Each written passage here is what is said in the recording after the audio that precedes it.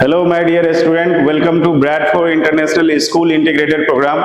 I am Karneshwar Kishore, and as per I gave you the information before that, we are going to start our demo lectures.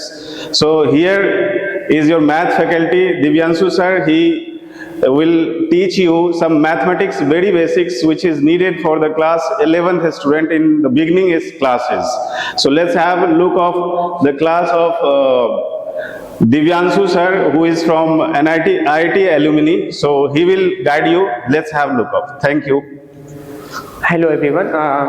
Today my name is Divyanshu Kumar. Today I am going to discuss the basics of the this is the bridge of 10th to 11th moving students which are getting so many problems to understood the mathematics program when he and she is seeing the GMains and advanced question. So I am starting from very beginning. That topic is I naming this topic is warm up. Okay.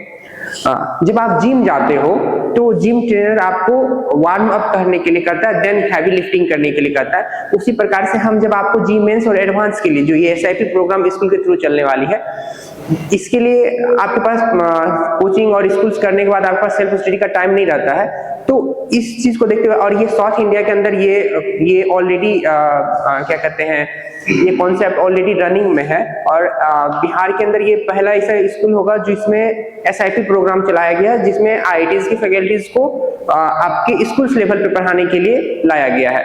तो उन्हीं में से हम एक हैं, आपको mathematics पढ़ाएंगे।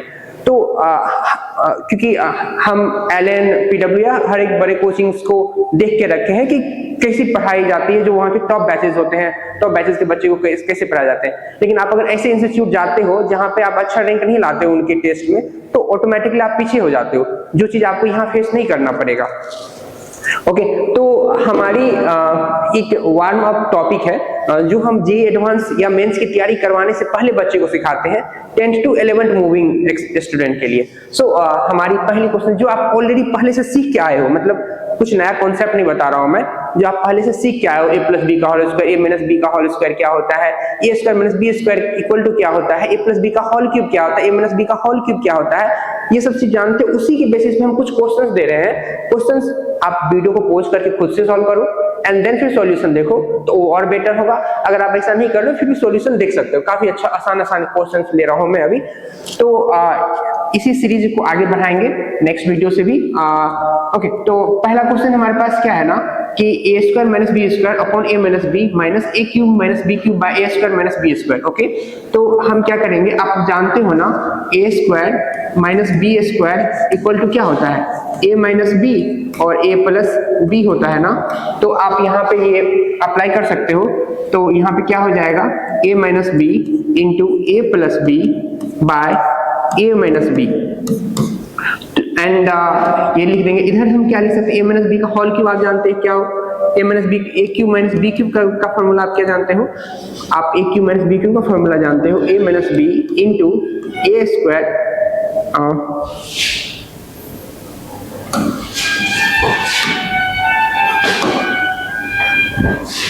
आप जानते हो ए square plus A B plus B square. ठीक है, तो इसको हम ये फॉर्मूला को यहाँ पुट कर देंगे, और तो ये क्या हो जाएगा, A minus B into A square plus A B plus B square, और बाय नीचे में सेम फॉर्मूला लगा देंगे हम, यही A plus B into A minus B. Okay, तो ये देखिए ये एक दूसरे को कैंसिल आउट कर देगा, ये कैंसिल कर देगा, तो ये क्या बच जाएगा नेक्स्ट टर्म में, ए प्लस बी इंटू। अच्छा, पता है हम यही क्यों पढ़ाना शुरू किए हैं, आपको यही पढ़ाना क्यों शुरू किए, क्योंकि इसको ना अलजेब्रा कहते हैं। ठीक है, ये अलजेब्रा में आता है, और अलजेब्रा को क्या कहते हैं ना, अलजेब्रा को कहते हैं इन हिंदी बीज गणित। बीज का मतलब क्या होता है कि अगर हमें पौधा जन्माना होता है, वृक्ष, हमको ट्री प्लांट लानी है, पोल्यूशन बहुत हो रही है तो ऑफकोर्स हर जगह आप प्लांटेशन की बात सुनते होंगे हर किसी से, तो मुझे ना उसके लिए सीड्स चाहिए। सीड्स को जमीन के नीचे डालते हैं एंड फिर प्लांट डेवलप होता है। एक छोटा सा सीड्स कितना बड़ा प्लांट को डेवलप कर देता है। तो अलजेब्रा को हिंदी में बीज गणित कहा जाता है। मतलब हमारे माइंड के अंदर मैथमेटिक्स का अगर बीज क्रिएट करनी है, जो जिसमें हमारे, जब आप कैलकुलस के टॉपिक में जाओगे, वेक्टर कैलकुलस में जाओगे और ट्रिग्नोमेट्री के क्वेश्चन करोगे, तो हर मैथ्स के हर टॉपिक में से आप क्वेश्चन कर सकते हैं, कोऑर्डिनेट हो गया, अलजेब्रा हो गया, हर क्वेश्चन कर सकते हैं। लेकिन सबसे पहले आपको अलजेब्रा सीखना होगा।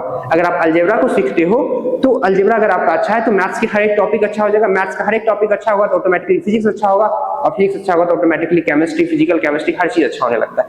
तो मेरी ये इंटेंशन है कि मैथ हमें आना जरूरी है, ठीक है।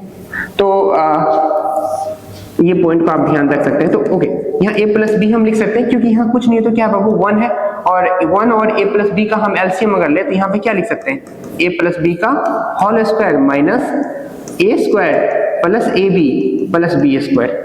ओके, अब हम इसका होल स्क्वायर को जानते होंगे आप, हम क्या बोले थे आपको कि बहुत सिंपल फॉर्मूले पे हम क्वेश्चन बनाने जा रहे हैं। a प्लस बी का होल स्क्वायर लिख दीजिए, यहाँ पे क्या आ जाएगा, a square plus 2ab plus B square, और इस इधर क्या लिखा हुआ है, minus a square plus A B plus B square by क्या हो जाएगा आपको, a प्लस बी। ठीक है, तो यहाँ पे देखिए a square B square, a square B square cancel हो गया, प्लस 2ab बचा यहाँ पे और माइनस ab बचा, तो क्या बचेगा, 1 बचेगा। तो क्या बचेगा यहाँ पे मैं लिख दे रहा हूँ final answer ab by a plus B, और ये हमारा फाइनल आंसर हो गया इस क्वेश्चन का। ये क्या किया हम, सिंप्लीफाई द फॉलोइंग अलजेब्रिकल एक्सप्रेशन, ये एक अलजेब्रिकल एक्सप्रेशन है उसको छोटा करके हमने यहाँ बना पहुंचा दिया।